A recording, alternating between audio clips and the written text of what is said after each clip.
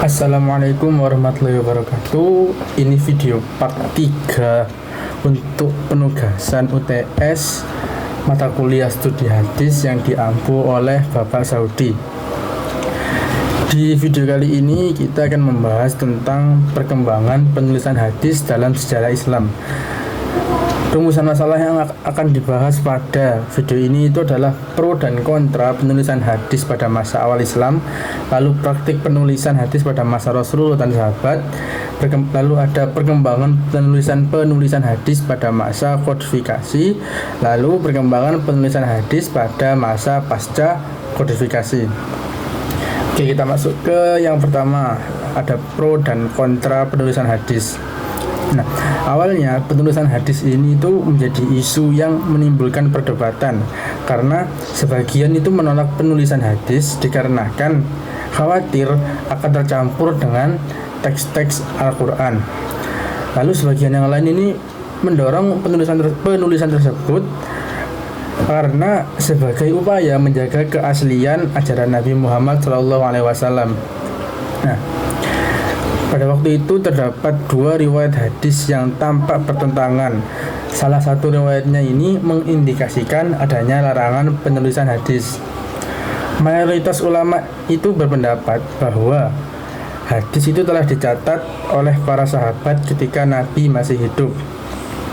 Lalu, suatu ketika Nabi Muhammad itu pernah memerintahkan agar khutbah pada peristiwa Fatu Makkah itu dituliskan untuk Abu Syubah. Nah, hal ini menunjukkan bahwa penulisan hadis itu diperbolehkan, bahkan dalam kondisi tertentu itu sangat dianjurkan. Lalu ini ada materi penulisan hadis pada masa Rasulullah dan sahabat. Pada masa ini Rasulullah itu tidak secara langsung menganjurkan umatnya itu untuk menulis hadis. Beberapa orang saja yang dipercaya untuk menulis hadis karena para sahabat ini lebih mengandalkan hafalan yang kuat dan penyampaian secara lisan. Nah, setelah Nabi Muhammad wafat, para sahabat ini mulai melakukan usaha-usaha yang lebih sistematis dan para sahabat ini sangat berhati-hati dalam menjaga keaslian dan kebenaran hadis.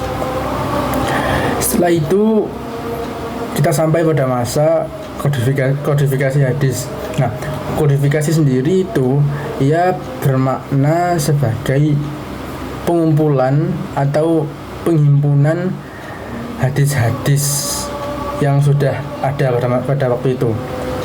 Nah, kodifikasi ini secara resmi baru dilakukan pada masa Khalifah Umar bin Abdul Aziz.